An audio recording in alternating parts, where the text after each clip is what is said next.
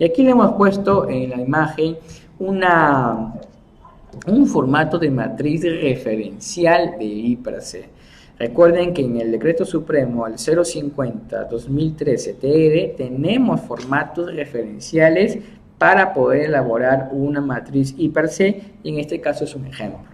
En las matrices que tenemos referenciales no le podemos quitar ítems, pero sí le podemos agregar. Entonces es un ejemplo más completo que yo, por ejemplo, es el que utilizo para poder manejar una identificación de forma adecuada. Entonces, por ejemplo, en esta matriz I per C tenemos en la parte superior saber identificar cuál es la sede de trabajo que yo estoy de alguna manera elaborando, para luego poder saber a qué área me encuentro yo realizando ese análisis y poder identificar cuál es el proceso que yo estoy analizando dentro de mi área de trabajo.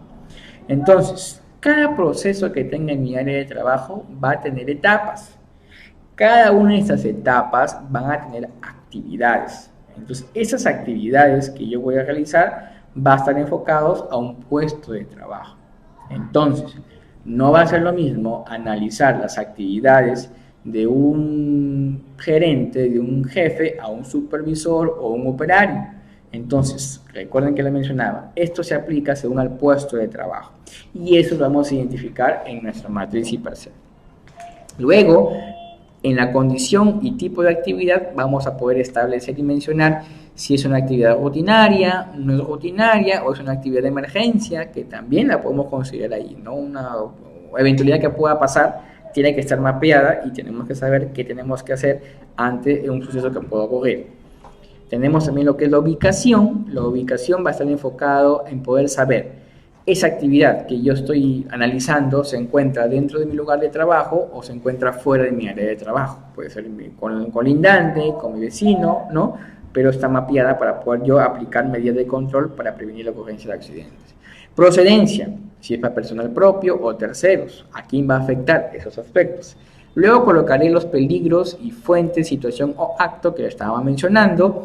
Vamos a describir el riesgo, ya sea la descripción del evento, si es una situación peligrosa o no, y la descripción de la lesión o enfermedad prevista. Recuerden que el riesgo va a ser la probabilidad con la severidad. Ambos aspectos van a estar ahí. Y los controles actuales existentes que yo estoy desarrollando en mi área de trabajo para poder saber cómo estamos en ese aspecto.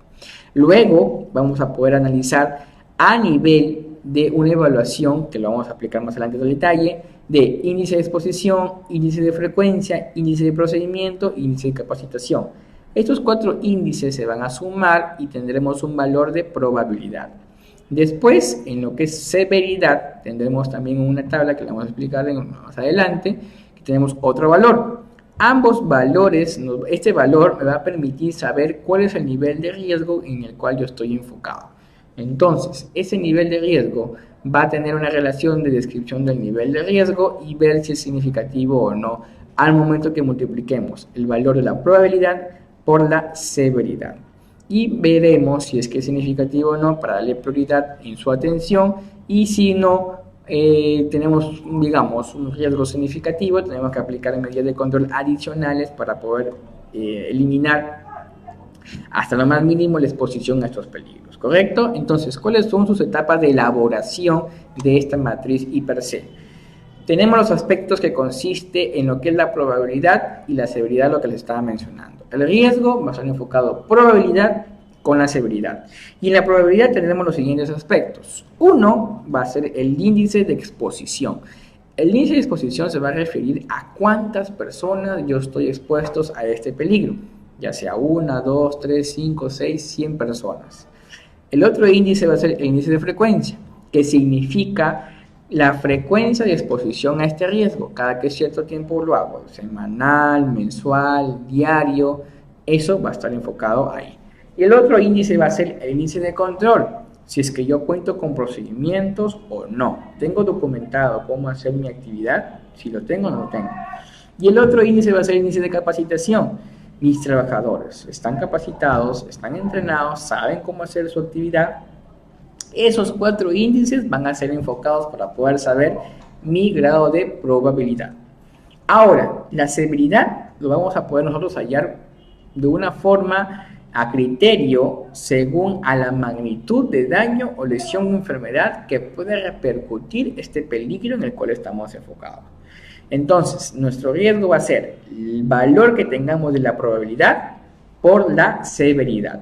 Yo tengo estas tablas referenciales, recuerden que tenemos en la resolución ministerial 050-2013-TR, tablas bases, y en este caso soy la que yo manejo en el tema de análisis de la probabilidad, en el cual en la parte izquierda vemos que son los índices de exposición, índices de frecuencia, índice de procedimiento y de capacitación, que les había mencionado anteriormente para apoyar la probabilidad.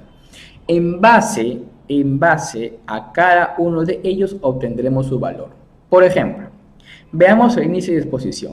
Si yo tengo en mi área de trabajo más de 12 personas, vemos aquí, vamos a darle el valor número 5. ¿Correcto? El valor que está en la parte superior de la columna va a ser el valor que vamos a aplicar según a cada criterio que tengamos dentro de este recuadro. Sigamos, por ejemplo, si mi índice de frecuencia dice que mi actividad que yo realizo, la realizo por lo menos una vez al día, buscamos esa característica dentro de las columnas y vemos que por lo menos una vez al día está dentro de la columna número 5. Muy bien, tenemos valor 5 en índice de exposición, 5 en índice de frecuencia. Veamos qué dice. Si por ejemplo nos piden que el procedimiento, no tiene procedimiento de empresa, para nada, no existe ningún procedimiento. Le vamos a buscar en la tabla y vemos que también está en el valor número 5, ¿no? Ponemos 5 también. Y índice de capacitación, supongamos que tampoco no conocen los peligros, no han sido capacitados para nada. Lo encontramos también en la columna 5. Entonces, vamos a sumar. Índice de exposición, índice de frecuencia, 5, 5, índice de procedimiento fue 5, índice de capacitación fue 5, 5 por 4, 20. Estos valores de 20 voy a buscar en mi tabla y voy a ver que cuando la sumatoria me salió 20, en este caso, cuando la sumatoria va a salir 14 a más, en este caso me salió 20, voy a colocarle como valor de probabilidad número 4. ¿Correcto? Nuevamente, voy a buscar en cada índice cuál es mi realidad y en base a cada uno de estos aspectos veré el valor que está en la parte superior de la columna y le voy a colocar. Una vez que voy colocando los números de valores a cada índice, sumo mis 4 valores de los índices y lo veo en mi tabla para poder aplicarle un valor. En este caso, mi valor de probabilidad me salió 4, ¿correcto? Ya tenemos la probabilidad, ahora vamos al enfoque de la severidad. Recuerden que la severidad va a ser la magnitud del daño, lesión o enfermedad que nosotros podamos tener. Entonces, según nuestro criterio, por ejemplo, si yo digo que esta lesión que le puede pasar al trabajador le puede dar, digamos, una lesión o enfermedad que no va a estar relacionada con la muerte, pero que genera la pérdida anatómica de su cuerpo. Vemos en la tabla y vemos que está relacionado este daño a lo que es un valor de severidad 20. ¿Qué significa que es una severidad mayor? Entonces, esos valores, el anterior que yo tuve, en la anterior lámina, que nos salió valor 4, nuestra probabilidad, y aquí que tenemos un valor 20 en la severidad, lo multiplicamos. 20 por 4, 80. Entonces, esos valores los vemos en la siguiente tabla. Nuestra probabilidad nos salió valor 4. Luego, severidad. En la anterior nos salió 20. 4 y 20 tenemos 80. ¿Qué significa? Que tenemos, en este caso, un nivel de impacto inaceptable, que el peligro va a ser inaceptable. Y por ende, vamos a la tabla y ¿qué nos dice? Inaceptable significa que no se debe realizar el trabajo hasta que los controles disminuyan el nivel de significancia a riesgos moderados o menor.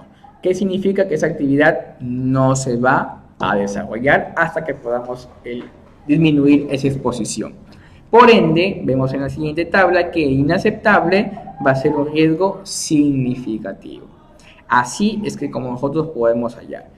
Juntamos el valor de probabilidad con la severidad, 20 que era severidad, 4 probabilidad, nos salió inaceptable, valor de 80, y vemos que no se debe de realizar y que es un riesgo significativo.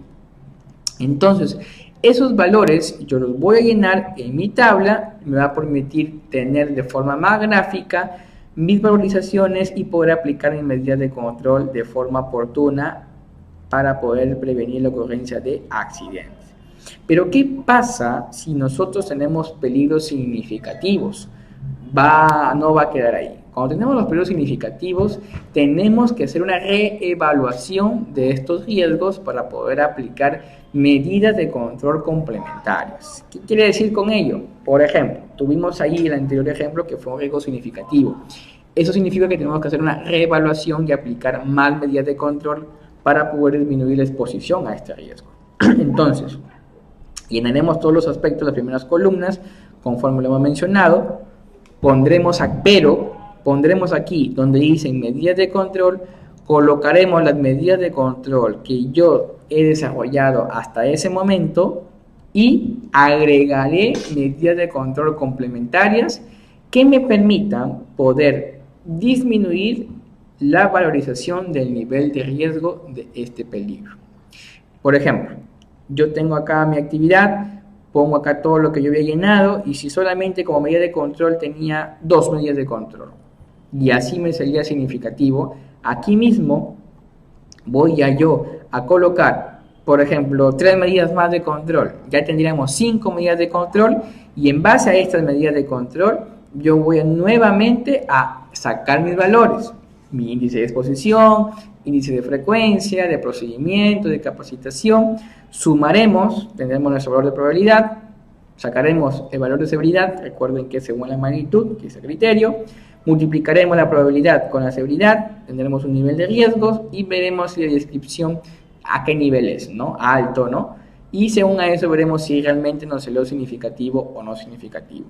Puede ser el caso que realmente bajó el nivel y ya no va a ser significativo, sino va a ser no significativo. Eso quiere decir que hasta ahí hemos hecho una evaluación correcta. Pero ¿qué pasa si aún así me sale significativo? ¿Vamos a hacer esa actividad? Sí, la vamos a hacer. Pero tenemos que tenerla descrita en la siguiente lista de riesgos significativos. Tiene que estar mapeada. Tiene que decir cuál es el periodo significativo, cuál es el riesgo significativo, en qué área está ubicado, en qué proceso y en qué actividad precisa lo vamos a encontrar. Nosotros en nuestro día a día vamos a estar expuestos a gran cantidad de riesgos. Pero por ejemplo, si nosotros estamos en una planta, en una refinería, por ejemplo, yo estoy haciendo una actividad, voy a estar siempre expuesto a un riesgo significativo de la muerte por alguna explosión de un área de procesos o los tanques de hidrocarburos que podamos tener ahí o tanques de GLP. Constantemente vamos a estar expuestos al peligro significativos, ¿no? De muerte en este caso, por ejemplo, ante una explosión. Entonces, ¿qué significa? ¿Que nadie va a trabajar en la refinería? No, pues entonces sí vamos a hacer la actividad, pero vamos a tenerlo mapeado en una lista de riesgos significativos que me permitan a mí saber qué estoy expuesto en mi día a día para poder saber qué medidas de control voy yo a tener que tener en cuenta a desarrollar. Una vez que tengo mis periodos significativos, sobre todo ellos, tenemos que hacer mi mapa de riesgo, que va a significar una distribución gráfica de mi establecimiento, donde voy a poder colocar dónde están mis riesgos significativos como mínimo para poder saber yo, los trabajadores, los visitantes, los practicantes, cualquier persona que llegue a una determinada área, sepa qué riesgos y qué peligros voy a estar expuestos a que me pueda pasar a mí dentro de esa instalación. Y por último, es importante saber también que el formato de ATS es totalmente diferente al formato IPRC. Recuerden que el IPRC mencionamos de forma más macro cuáles son nuestros peligros y riesgos a nivel de su puesto de trabajo, y el ATS va a ser un análisis de trabajo seguro en base a una actividad que voy a realizar en ese momento, donde la matriz, como ustedes pueden apreciar, es muy parecida, pero las medidas de control van a ser inmediatas para poder nosotros en ese momento que nos encontramos por realizar la actividad disminuir la exposición a ese peligro y a ese riesgo. ¿Correcto? Y bien, eso es cuanto a nuestra sesión número 3, lo que es matriz de identificación de peligros y evaluación de riesgos. Revisen su material que se encuentra en el aula virtual para que puedan complementar lo que es la actividad, la sesión del día de este momento, y también poder desarrollar su examen virtual en el momento que ustedes consideren pertinente. Si tienen alguna consulta, vamos a estar a su disposición dentro de la plataforma virtual para poder a nosotros atenderla. Y eso es todo cuanto a la sesión número 3. Muchas gracias.